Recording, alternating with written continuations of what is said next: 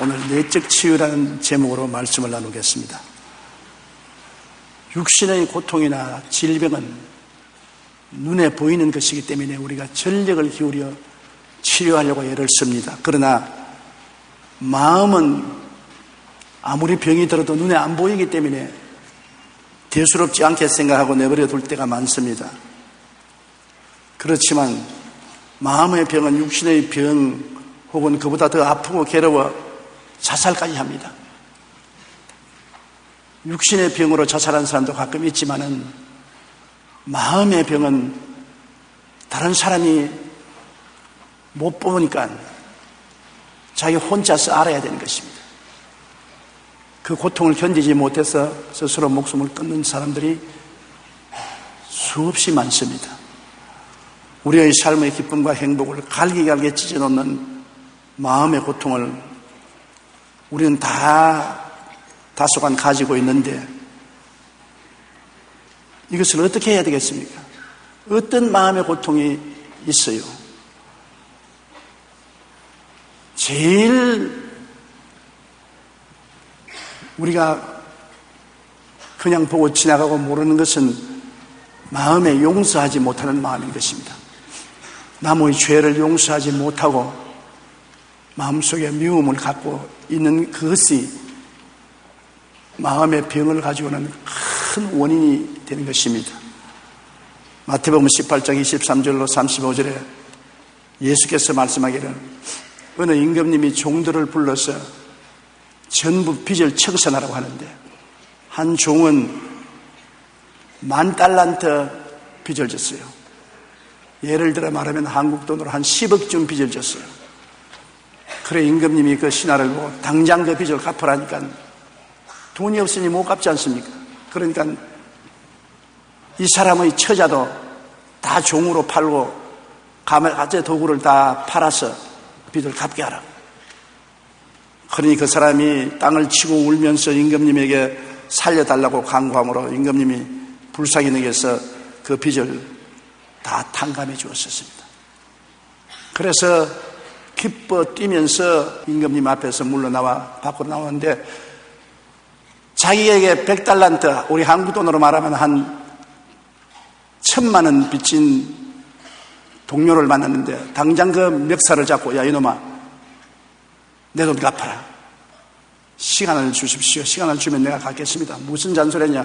당장 네가 못 갚으니까 이놈을 감옥에 쳐넣자. 그리고 고발해서 감옥에 쳐넣어버렸습니다. 그 친구들이 보니까 참 괘씸하거든요. 자기는 10억을 용서받았는데 1,000,000원 빚진 친구를 감옥에 집어넣는 것 보고 임금님에게 고했습니다.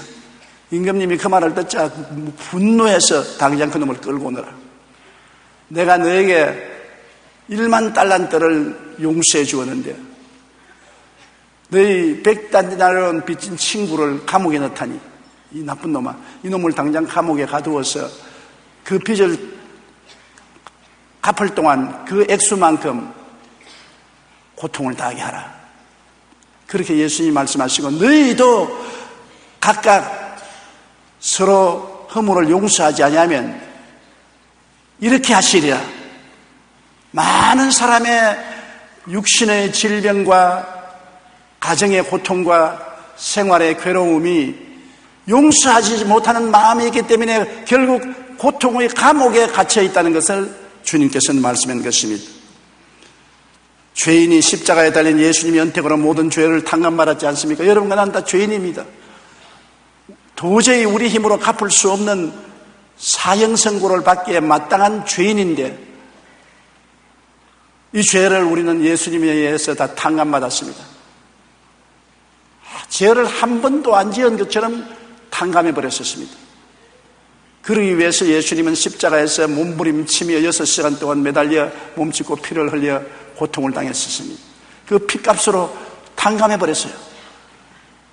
그런데 우리에게 죄 지은 자를 우리가 용서하느냐? 되게 용서하지 않습니다. 넌 두고 보자. 천벌을 맞을 놈아. 네가 못되는 건 내가 봐야 되겠다. 그런 앙심을 품게 되는 것입니다.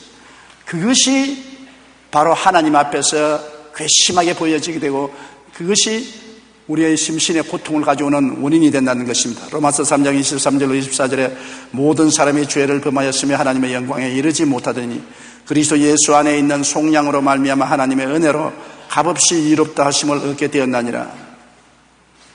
우리는 값없이 용서와 의를 선물로 받았는데 나에게 적은 죄의 빚을 진 자에 대한 원한을 가슴에 품고 탕감해 주지 못하면 그 빚 갚을 때까지 고통의 감옥에 갇힙니다.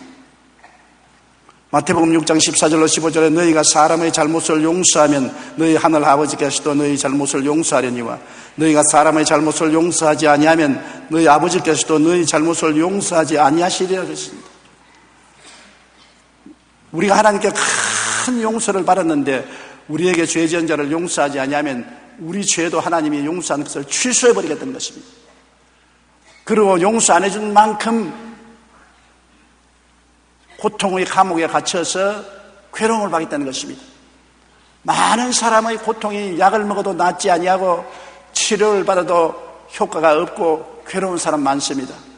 또 많은 가정 문제, 사회 문제, 생활 문제 기대하지 않은 고통이 다가오고 염려, 근심이 다가올 때가 많습니다.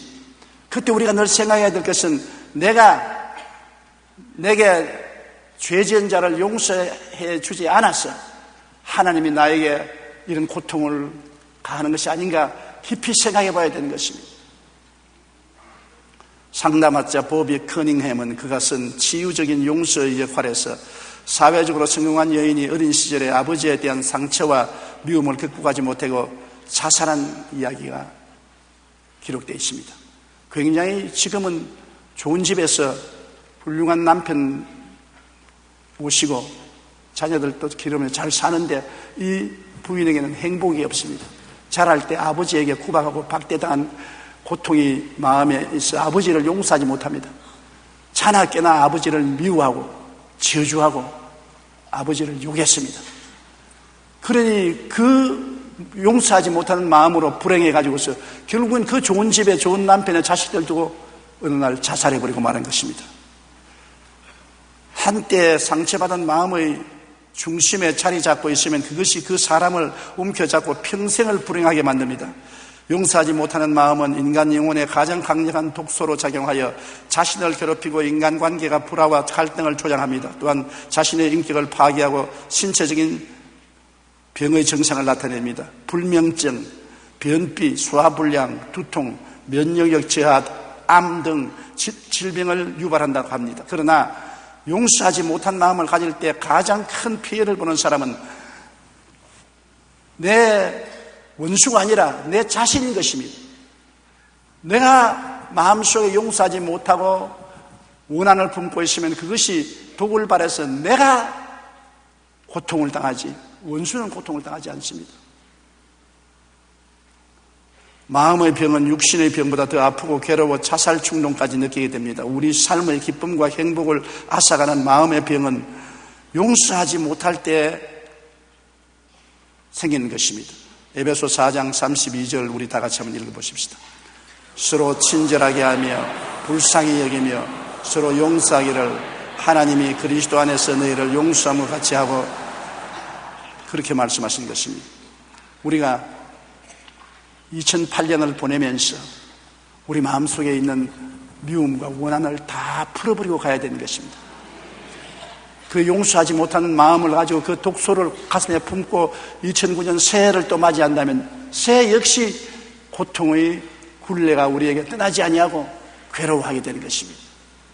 그러므로 용서는 선행을 베푸는 것이 아니라 내가 살아나가기 위해서 절실하게 필요한 삶의 요소가 되는 것입니다. 복수와 안갚아하는 마음에 품고 있는 사람의 고통을 제가 읽어본 적이 있습니다. 어느 여학교 교장 선생님인데 심한 관절염으로 굉장히 고통으로 밤잠을 못 자고 몸을 잘 움직이지 못해요. 온갖 치료를 다 받고 약이라는 약은 다 먹어도 아무 효과가 없이 점점 관절염은 나빠집니다. 그래서 그는 교회에 나가서는 목사님하고 상담을 했습니다. 목사님이 혹시 마음속에 원한을 품고 있는 게 있습니까? 미워하는 사람이 있습니까? 고개를 숙이더니 끄떡끄떡 했습니다. 누구를 미워합니까? 우리 남편을 미워합니다. 얼마나 미워합니까? 죽이고 싶도록 미워합니다. 남편하고 같이 삽니까? 아니요. 10년 전에 이혼했습니다. 그런데 법적으로는 이혼했는데 마음으로는 이혼을 안 하고 있어요. 남편은 이혼해서 다른 여자하고 결혼해서 잘 살고 희희낙낙하는데 자기 혼자서 그 아직 남편을 놓아주지 못하고 마음에 품고 이 죽일 놈아, 이 나쁜 놈아 항상 저주하고 욕을 하고 있는데 그 남편은 아무 고통도 안 당하는데 이 부인은 관절염으로 죽어가고 있었습니다. 그래서 목사님 말했습니다. 빨리 이혼을 하세요. 아니 법적으로 했는데요. 법적으로는 이혼했는데 마음으로 안 했잖아요. 마음에 아침 저녁으로 늘 가슴에 품고 있잖아요. 남편을. 오늘 그 남편을 예수 그리스도 이름으로 회개하고 돌려보내세요. 빠이빠이 하세요. 그래야 법적으로 이혼한과 동시에 마음으로도 완전히 떠나보내야 되는 것입니다. 미워하지 말고 용서해서 가서 잘 살아라 할렐루야 하고 보내세요. 못해요. 나는 못 살아야지. 잘 사는 꼴 못 봐요. 그런다고 해서 못 살 거 아닙니다. 당신이 못 살게 돼요. 그 미움을 가지면 그게 독이 당신의 심신을 괴롭히고 관절염을 괴롭히고 결국 당신이 못 살게 되고 말아요. 그러므로 용서해 주세요. 목사님의 설득을 듣고서 엎드려서 하나님, 우리 10년 전에 이혼한 남편을 내 마음에서 용서하고 떠나보냅니다. 예수님이 보혈로 씻어주시고 가서 잘 살게 해 주시옵소서. 하나님 아버지, 미워하는 것을 회개합니다. 그 기도를 하고 난 다음부터 마음의 평안을 얻고 그 길로부터 관절염이 낫기 시작하여 얼마이지 않다가 관절염이 다 사라지고 깨끗하게 되었다는 이야기를 읽어보았는 것입니다. 백향이 무효된 것이 용서하는 마음을 갖자 치료의 역사가 일어난 것입니다. 골로새서 3장 13절로 14절에 누가 누구에게 불만이 있거든 서로 용납하여 피차 용서하되 주께서 너를 용서하신 것 같이 너희도 그리하고 이 모든 것 위에 사랑을 더하라. 이는 온전하게 맺는 띠니라. 용서만 할 뿐 아니라 한 걸음 더 나가서 축복도 하고 사랑도 하라는 것입니다. 아유, 나는 그건 못합니다. 나는 성자도 아니고 천사도 아니니 그거 못합니다. 못하면 그것이 내게 암초가 되어서 고통을 가져오는 것입니다. 용서하는 건 내 마음에 평안을 얻게 되고 이웃을 축복하고 사랑하게 되면 내가 축복을 받고 사랑을 받게 되는 것입니다. 남 잘 때라고 하는 것이 아니라 나 잘 때라고 하는 것입니다. 그러므로 우리가 복수와 안갚음의 빚을 마음속에 갖고 살면은 그 빚달린을 마음속에 늘 받게 되는 것입니다. 저는 위 괴양으로 피를 토하고 고통을 당하는 법대생의 이야기를 읽어보았습니다. 법대생인데 공부도 잘하는데 위궤양에 걸려서 피를 토하고 못 먹고 거의 죽게 되어서 병원을 찾아왔는데요. 그 병원의 의사 선생님은 또 심리학 박사기도 합니다. 모든 약이 필요가 없고 치료가 안 돼서 당신 마음속에 원한을 품고 있는 것이 있냐? 그렇다고. 무슨 원한이냐? 내가 어릴 때 우리 할아버지 손을 잡고 우리 논에 나갔습니다. 우리는 가난해서 논을 한 마지기밖에 안 가지고 있는데 돈두렁을 같이 한 이웃집은 굉장히 땅 부자입니다. 그런데 그 이웃집 노인이 자꾸 우리 논두렁을 파먹어 들어오는 것입니다. 그렇게 논이 많으면서도 불구하고 한 마지기는 우리 논을 자꾸 논두렁을 파먹어 들어와서 우리 땅을 야금야금 빼앗아가는 것입니다. 하루 아침에 우리 할아버지와 그 노인이 대판 싸움이 붙어서 그 할아버지가 우리 할아버지를 밀으니까 할아버지가 논두렁에서 넘어져서 머리를 돌멩이에 부딪혀가지고 뇌된창이 걸려서 세상을 떴습니다. 그럼에도 불구하고 보상 하나 못 받았습니다. 왜냐하면 이 노인은 돈이 많고 힘이 있기 때문에 자기가 밀어놓고 난 다음에 안 밀었다고 한대. 나는 어린애기이기 때문에 내가 증언을 해도 내 증언을 받아들이지 않냐고 사고사로 죽고 보상도 못 받았습니다. 내가 그때 어릴 때도 너무나 원한이 져서 내가 결코 법률가가 되고 판사가 되고 검사가 되어서 이 원수를 갚겠다. 그것이 내 생의 전체 목적입니다. 우리 할아버지 원수를 갚겠다.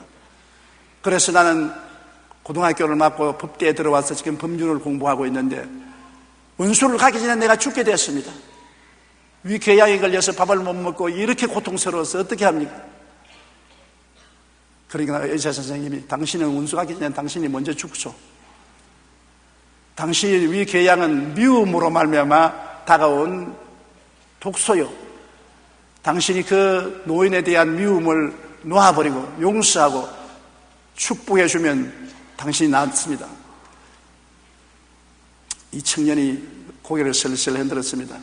너무나 고통스러워서 그렇게 할 수가 없습니다. 그게 내 법과를 공부하는 목적인데요. 당신 법대 졸업하기 전에 죽는다고요. 지금 보통 심한 위궤양이 아닙니다. 출혈성 위궤양인데 당신이 이대로 있으면 죽는다고. 내가 아무리 치료해도 약발이 들어가지 않습니다.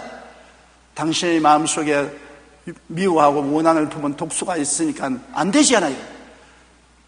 회개하고 용서하고 마음속에 사랑을 품으면 당신이 고침받을 수 있습니다. 용서하고 당신의 마음에 이미지 속에 원한을 품은 이미지를 웃고 악수하고 화해하는 사랑의 이미지로 바꾸십시오. 그 청년이 너무 괴로우니까 의사 선생님대로 용서하고 마음에 미워하는 심정을 없애버리고 사랑하는 이미지를 바꾸고 난 다음에 그 위궤양이 나았다는 의사 선생님의 기록한 책을 제가 읽어보았었습니다. 마태복음 5장 43절로 44절에 또 내 이웃을 사랑하고 내 원수를 미워하라 하였다는 것을 너희가 들었으나 나는 너희에게 이르노니 너희 원수를 사랑하며 너희를 박해하는 자를 위하여 기도하라. 정말 힘든 말이지요. 원수를 미워하지만 안 하는 게 아니라 사랑을 하라는 것입니다.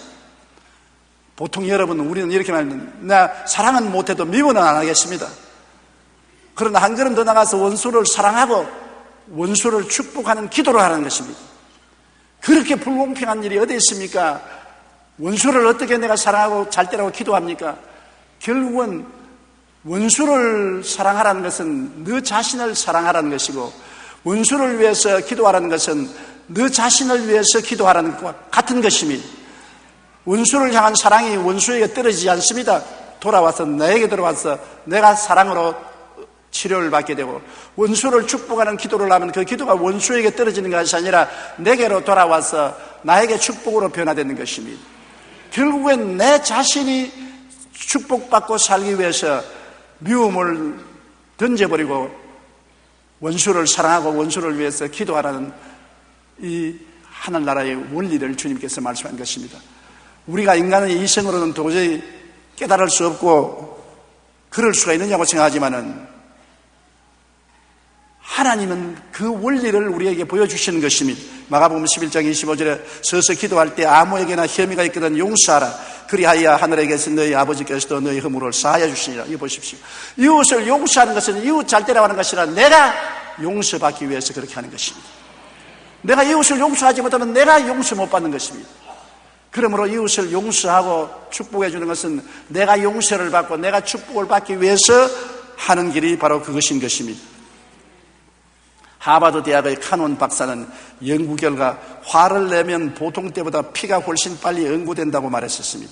한 의학 보고서 발표에 의하면 화가 나면 심한 복통이 일어나고 맥박이 높아지면서 혈압이 상승하여 때로는 졸도하게 된다고 합니다. 그래서 평소에 혈압이 높은 분들이 심한 화를 내다가 혈압이 높아져서 쓰러져서 뇌출혈로 죽을 때가 가끔 있습니다. 우리 한국말로는 예부터 화병으로 죽는다는 말인 것입니다. 영국의 의사팀들이 분노에 대한 실험을 했습니다. 사람이 화를 내고 요구를 하는데 그 코와 입에서 분노의 김이 나오는데 그 김을 시험장치를 통해서 1시간 동안 시험관에 모았습니다. 그리고 화학체를 내니 노란 액체가 되었어요. 그것을 실험용 쥐에게 주사를 했더니 한 방에 직사해버렸습니다. 한 사람이 1시간 동안 화를 내서 그 몸에서 나오는 독을 실험해 보니까 100사람을 죽일 수 있는 맹독이라고 말하는 것입니다. 내 한 사람이 1시간 화냈는데 그 화를 시험관에 받아가지고서 그 김을 액체로 만들어서 시험해 보니까 100사람을 죽일 맹독이라고 말하는 것입니다. 마음에 쌓인 복수와 안갚음의 빚은 누구보다도 당사자의 병을 들게 하고 파멸시키는 원흉이며 주변 사람들도 크게 상처를 입게 되는 것입니다. 100사람을 죽일 만한 독이면 자기 얼마나 상처를 입겠습니까? 그러므로 화를 내지 말아야 돼요. 내가 화날 일이 있어도 하나님께 기도하고 참아야 됩니다. 왜? 내가 그 화로 말미암아 큰 해를 당할 것이기 때문이었습니다. 프란시스 베이컨은 복수를 꿈꾸는 사람은 자신의 상처를 아물지 못하게 한다고 말한 것입니다. 남을 원한을 가지고 복수하겠다고 하면 자기의 상처가 더 아물어지지 않는 것입니다. 그러므로 이 해가 지나기 전에 우리들은 복수하고 싶은 마음을 다 제쳐놓고 원수가 잘못되라고 저주하는 말을 버리고 원수를 위해서 축복하고 사랑의 말을 해주고 은혜를 베풀어서 하나님이 여러분을 축복하고 은혜 베풀고 여러분에게 도움을 줄 수 있는 길을 열어놓기를 예수님 이름으로 축원합니다. 그것이 바로 하나님과 나에게 막힌 담을 흘러놓는 것입니다. 미움과 원한과 저주는 하나님과 나 사이를 막아버리고 마는 것입니다. 그것을 이웃에게 풀어놓으면 나와 하나님 사이가 풀려서 비로소 하나님이 성령으로 우리에게 다가와서 은혜와 축복을 주실 수 있게 만들어주는 것입니다. 인간으로 생각하면 굉장히 어려운 일이지만 이게 우리가 치료받는 길인 것입니다. 이것이 우리가 마음의 평화와 기쁨과 행복을 가지는 길인 것입니다. 우리가 아무리 미워하고 분노를 내고 주먹을 휘두른다고 해서 상대방이 그로 말미암아 고통받지 않습니다. 내가 고통받고 내가 마음에 독소가 생기고 내가 심신이 병들고 내가 불행해지고 마는 것입니다. 또한 우리가 이 해를 지나가면서 우리 마음속에 웅크리고 있는 오래된 상처를 다 치료하고 가야 되는 것입니다. 사람들마다 이 세상에 살면서 마음에 상처를 입지 않아요. 한 번도 상처 안 입은 사람 한번 손들어 봐 주십시오. 부모에게 받은 상처도 있고 자식에게 받은 상처도 있고 이웃에게 상처받은 사람, 친구에게 상처받은 사람, 상처받은 사람 많습니다. 어느 부형님이 내게 편지를 쓰셨는데 그 편지에 참 입에 밥으로 나눠 먹을 만큼 친한 친구인데 그 친구에게 돈을 1억 빌려주고 사기를 당해서 도저히 분해서 살 수가 없다는 것입니다. 그냥 다른 사람 몰라도 그렇게 친한 친구가 돈 1억을 사기쳐서 자기의 돈을 빼앗아갔는데 그 고통이 말로 다 알 수 없어 매일같이 땅을 치고 벽을 주먹으로 치고 머리를 박고 고통을 당해서 견딜 수가 없는데 한 번은 저희 설교를 듣고 비로소 마음속에 평화를 얻었다고 편지가 왔습니다. 그곳에서 설교 내용이 뭐냐면 버릴 수 있는 것은 버려라, 고칠 수 있는 것은 고쳐라, 버리지도 못하고 고치지도 못하면 운명인 줄 알고 받아들여라. 그 말을 듣고 내가 이 미친놈이 돈 1억 먹고 달아났는데 이것을 버릴 수도 없고 붙잡을 수도 없고 내가 가슴을 치는데 내 가슴 속에 있는 이것을 내 팔자가 이러니 어떻게 하냐고 잊어버려야 되겠다. 그렇게 마음이 들어서 그때부터 마음에 평안을 얻고 너무나 마음이 평안해서 목사님 설교는 전부 구해서 지금 듣고 있다고 그런 말을 했습니다. 내가 옛날에 서대문에 있을 때 모 고등학교 영어 선생인데 학교 교무실에서 동료 친구들에게 예수 믿으라고 전도를 하는데 동료 친구들이 다 모아서 조롱을 했습니다. 사람을 모욕했습니다. 얼마나 화가 났던지 전도하다가 말고 저놈들 전부 다 지옥 가라 같은 싶은 생각이 나서 니를 부득부득 갈았는데 그때부터 마음에 기도가 안 나오고 은혜가 안 되고 괴로운데 그러나 저럴 수가 있냐? 같은 동료가 전도하면 안 믿으면 그냥 안 믿지 그걸 가지고 나를 모욕하고 나를 짓밟을 수가 있느냐? 저럴 수가 있느냐? 그래서 하나님께 기도했답니다. 하나님, 세상에 저럴 수가 있습니까? 저럴 수가 있습니까? 하나님이 대답하시기를 그럴 수도 있다. 그만 마음이 편안하더랍니다. 그때부터 마음의 분노하면서 저럴 수가 있냐? 저럴 수도 있다. 그것을 못 받아들일 때 고통이 다가오는데 그럴 수도 있다고 받아들이고 난 다음에 마음이 편안하게 됐다고 내게 와서 간증하는 말을 들었었습니다. 우리가 우리의 처한 환경에 대해서 불평하고 원망하고 대결하면은 원수가 되어서 늘 싸워야 되고 괴롭지만은 이것이 내 운명이다. 내게 주어진 팔자다. 나는 이 속에서 살아야 되겠다. 그렇게 해야 되는 것입니다. 나는 장애인들을 보고 그걸 느꼈습니다. 온몸이 비뚤어지고 사지가 비뚤어지고 말도 잘 못하고 화장실도 못 가고 밥도 스스로 못 먹는 그의 아이고 내 팔자야, 우리 어머니 아버지가 왜 나를 이렇게 낳았냐, 하나님이 왜 나를 이렇게 낳으시느냐, 원망하고 불평하면 얼마에서 죽습니다. 그런데 그분들에게 가장 내가 놀란 것은 이것이 내 팔자라고 받아들이는 것입니다. 이건 내 팔자가 이렇다. 그러므로 나는 내 팔자대로 산다. 하나님을 믿고 찬송도 하고 기도도 하고, 내가 악수하니까는 활짝 비뚤어진 얼굴로 웃으면서 악수를 하고, 야 도대체 성자가 아닌가, 어떻게 이럴 수가 있느냐. 그러나 그들은 운명을 원망하고 탄식하지 않고 운명을 받아들인 것입니다. 그 운명을 받아들인 그 자리에서 하나님께 영광을 돌리는 것입니다. 미국에 유명한 부흥사 한 분이 있는데 그 이름은 잊어버렸습니다만, 어머니에서 태어날 때부터 팔도 없고 다리도 없고 발가락 2개만 있어요. 팔도 없고 다리도 없고 몸에 발가락 2개만 있어요. 그러니 모든 사람이 다 저주받았다 그러고 손가락질 했는데, 그 어머니는 하나님이 절대로 실수를 안 하신다, 하나님은 당신의 뜻이 있어서 이런 애를 낳게 했다, 얘는 하나님의 특별한 선물이다. 그래서 엄마가 입히고 먹이고 목욕시키고 그래 길렀습니다. 그리고 휠체어에 앉혀가지고서 초등학교로부터 대학까지 어머니가 데리면서 공부시켰습니다. 이 몸에 붙은 발가락 2개를 가지고서 노트에 책을 기록하고 해서 신학대학까지 맞고 목사가 되는 것입니다. 그가 강단에서 설교하면 수많은 청중들이 눈물바다가 되는 것입니다. 더구나 젊은 청년들이 담배 피고 술 마시고 마약 중독된 사람들을 수천 명, 수만 명씩 회개시키는 것입니다. 그가 하는 말이, 여러분 보세요. 나는 팔도 없고 다리도 없고 발가락 2개만 가지고 사는 사람이지만은 하나님을 믿고 이렇게 행복하고 기쁜데, 사지가 멀쩡한 여러분들이 왜 술주정뱅이가 되고 왜 아픈 죽가 되고 왜 인생을 낭비합니까? 나 같은 사람도 사는데 당신들은 무엇해서 원망과 불평을 합니까? 그 말에 젊은이들이 숙연해지고 자기들의 잘못을 회개하고 통회하고 돌아오는 것입니다. 이분은 지금도 목회자로서 말씀을 전가하고 있는데, 그 설교를 할 때 수많은 사람들이 감동을 받고 눈물을 흘리고 변화를 받습니다.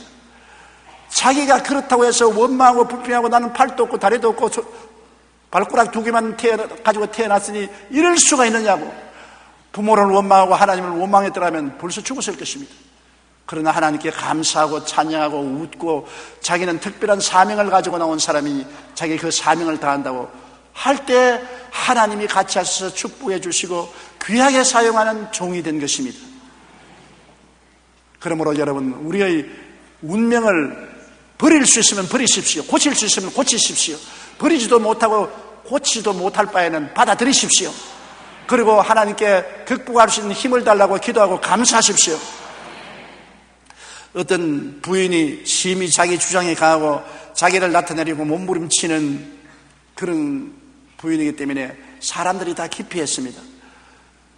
남편에게도 자기 주장을 심히 하고 고집이 세고 사람들하고 다투면 앉으려고 하고 강성한 여인이었습니다. 그래서 그 심리치료를 받아보니까 자랄 때 많이 구박을 받았어요. 부모에게도 멸시를 당하고 형제나 친구들에게도 구박을 당하고 사랑을 받지 못했어요. 그래서 자기를 보호하겠다는 본능이 있어서 언제나 사람들 앞에 하면 자기 본능을 나타내서 자기를 보호하려고 하는 마음의 상처를 가지셨는데, 이것이 자라서 결혼을 해서 가정을 이루고도 조금이라도 자기에게 상처를 준다고 생각하면 엄청나게 대결하고 싸우고 자기를 보호하는 본능이 나타났어서 사람들을 기피하게 되고 사람들에게 사랑을 못 받았었습니다. 그것을 깨닫고 난 다음에 자기의 상처를 주님께 다 내놓고 어릴 때 입은 상처를 주님 고쳐주시옵소서 회개하고 잡아오고 기도하고 성령의 은혜로 그 마음의 상처가 다 아물고 난 다음엔 그렇게 착하고 사람들에게 사랑받는 귀한 여인이 되었다는 글을 읽어본 것입니다. 잠언서 17장 22절에 마음의 즐거움은 양약이라도 심령의 근심은 뼈를 마르게 한다.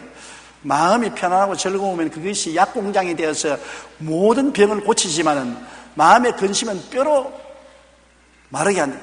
뼈가 마를 정도로 고통이 오니까 어떤 살이 녹지 않겠습니까? 어떤 병이 들지 않겠습니까? 마음의 근심은 우리를 도적질하고 죽이고 멸망시키는 마귀의 도구인 것입니다. 타인에 대하여 항상 의심하고 적대감을 가진 사람이 간증하는 걸 들으니까 그는 소년 시절에 부모를 잃고 친척집에서 자랐는데 이 친척집에서 쫓겨나서 다른 친척집으로 또 거기에서 쫓겨나서 다른 친척집으로 나중에는 가출 소년들하고 함께 사는 이러한 배반당하고 멸시당하고 소외당한 삶을 살았습니다. 어른이 되고 난 다음에도 모든 사람에 대해서 적대감을 가지고 사회에 대해서 반항감을 가지고 삶에 굉장한 어려움을 당했는데 그가 목사님하고 상담하고 심리치료를 받았었습니다. 그러니까 어릴 때 그 이야기를 해서 그 어릴 때 기억을 지우도록 하나님 앞에 기도를 받고 하나님 앞에서 어릴 때 그 상처 입은 기억을 치료해달라고 간구하고 기도하고 하나님 은혜로 그 상처가 치료받고 난 다음부터 정말 훌륭한 인기 가진 사람이 되었다는 말을 들었었습니다. 하나님은 여러분 우리가 구체적으로 상처를 내놓아야 치료합니다. 무조건 하나님 날 도와주시옵소서 하지 말고 내가 언제 어떤 상처를 가지고 있는데 그 상처를 하나님께 내놓고 하나님 이 상처를 고쳐주시옵소서 할 때 그 상처를 고쳐주는 것입니다. 내가 청년 시절에 혹은 소녀 시절에 이런 고통을 당했었습니다. 그 고통을 지금도 마음에 품고 있었는데 그것이 지금 내 인격을 지배하고 있으니 주님 이 상처를 낫게 해주십시오. 옛날로 돌아가서 그 상처를 하나님 앞에 펼쳐놓고 하나님께 치료해달라고 기도하면 하나님의 능력이 내려와서 그 상처를 치료해서 그 악한 영향력을 없애고 평안하게 만들어 주시는 것입니다. 잠언서 18장 14절에 사람의 심령은 그의 병을 능히 이기려니와 심령이 상하면 그것을 누가 일으키겠느냐. 사람의 심령이 평안하면 어떠한 병도 능히 이깁니다. 심령이 상하면 아무도 고칠 수가 없습니다. 어떤 약도 어떤 의사도 치료를 못하는 것입니다. 그러나 고린도후서 5장 12절에 누구든지 그리스도 안에 있으면 새로운 피조물이라 이전 것은 지나갔으니 보라 새 것이 되었도다. 우리가 예수님 앞에 나와서 기도하고 맡기면 옛날 것은 지나가고 새로운 피조물이 되는 것입니다. 옛날에 상처 있고 고통당하던 그 모든 흔적은 사라지고 새로운 피조물이 되기 때문에 여러분 오늘 옛날에 상처 입은 마음을 가지고 현재 불행하고 고통스러운 사람은 그 상처를 치료해달라고 해서 옛사람과 함께 다 치료해버리고 새 사람으로 살아야 되는 것입니다. 이해가 지나기 전에 여러분 이유 없이 마음에 늘 불안하고 고통스럽고 불행하고 괴로웠었으면 그것을 다 청산해야 되는 것입니다. 이스라엘의 역사 박물관에 가면 6개의 촛불이 켜져 있고 그 옆에 비누 3개가 놓여 있는 것입니다. 그 6개는 600만 유대인들을 히틀러가 죽였습니다. 그것을 상징하고 비누 3개는 그 죽인 시체를 녹여서 비누를 만들어서 독일 사람들에게 나누어 주었습니다.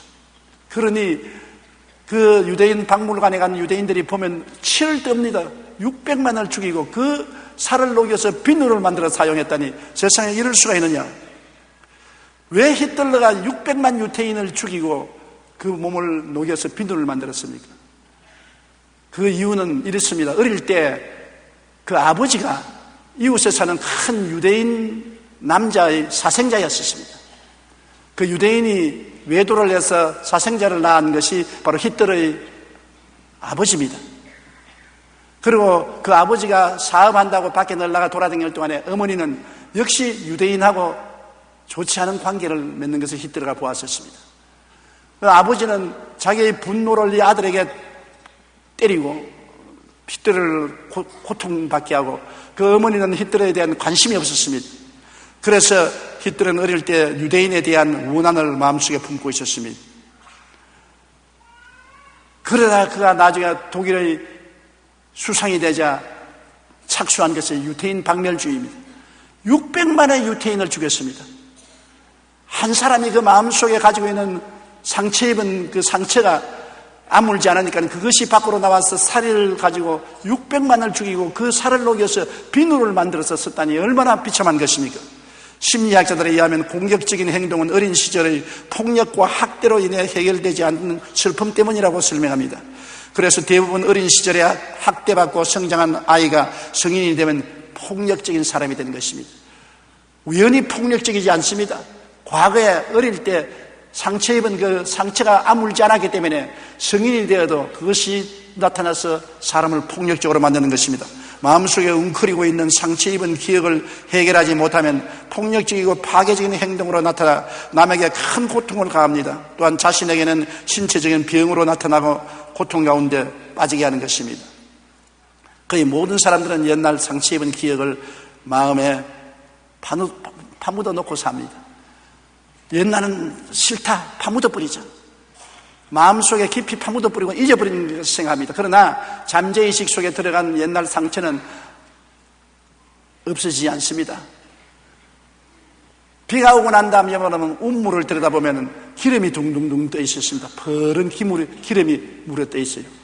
왜냐? 비가 안 올 때 애들이 고양이 죽은 시체, 강아지 죽은 시체를 우물에 장난으로 집어넣어서 깔아앉았습니다. 비가 안 올 때는 몰라요. 사람들이 그 우물을 다 먹었어요. 비가 오고 물이 불어나니까 그 속에 죽은 시체의 기름이 떠오르기 시작하는 것입니다.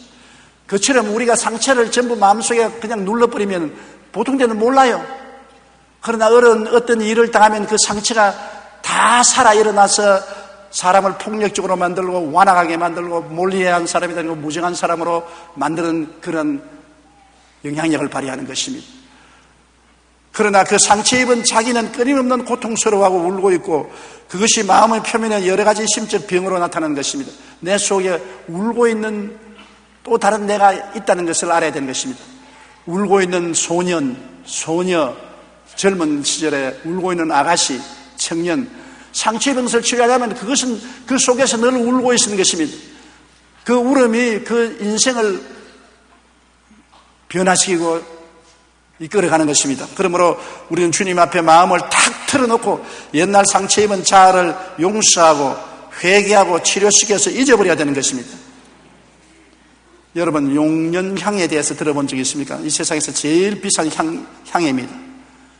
이는 고래로부터 나오는데 고래를 잡아가지고서 상처를 입힙니다. 굶기고 찌르고 고통을 가하면 고래 속에서 그 상처를 치유하기 위해서 연고 같은 액체가 흘러나옵니다. 고래의 코와 입에서 액체가 나오는데 연고 같은 액체가 나옵니다. 그것이 제일 좋은 향수가 되는 것입니다. 아픔을 극복하기 위한 고래의 몸부림이 세계 최고의 가치로 인정받는 향수를 만들게 되는 것입니다. 상처는 분명히 아프고 고통스러우지만 상처를 잘 치료하면은 우리 인생이 그로 말미암아 굉장히 깊어지고 이해력이 많아지고 향기로운 인생이 될 수가 있는 것입니다.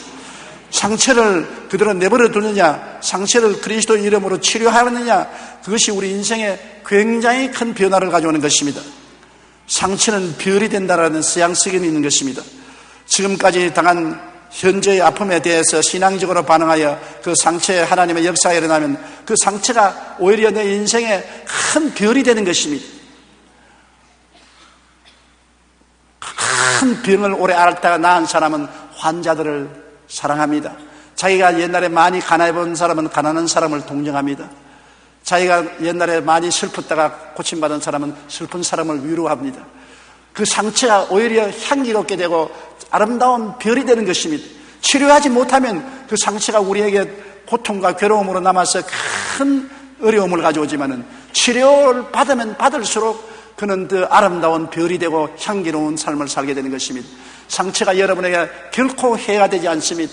옛날에 그런 상처가 있은 것을 치료받은 사람은 그런 상처 입은 사람을 치료해주고 위로해주고 동정하고 격려하고 힘이 될 수 있는 향기가 되고 반짝반짝 빛나는 별이 된다는 것을 알아야 되는 것입니다.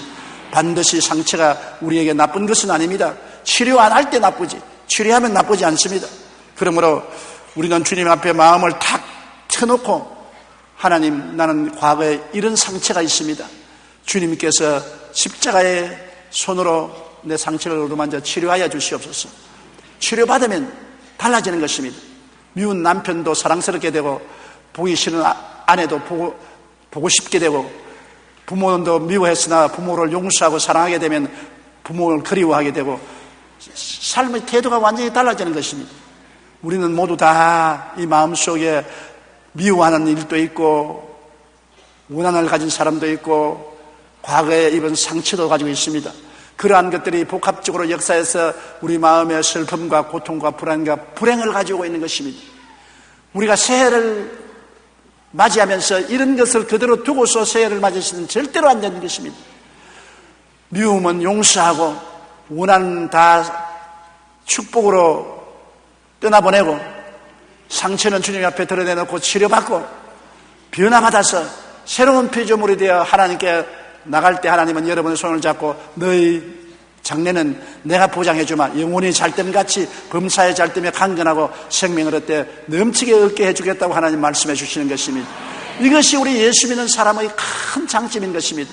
예수님은 사람으로 오셔서 34년 동안 인생으로 살면서 인간의 모든 희노애락을 다 체험하고 주님은 나중에 인간의 죄와 불의 죄악과 저주 절망과 죽음을 걸머지고 십자가에 못 박여 몸짓고 피를 흘려 당신 자신을 헌신해 주셨습니다.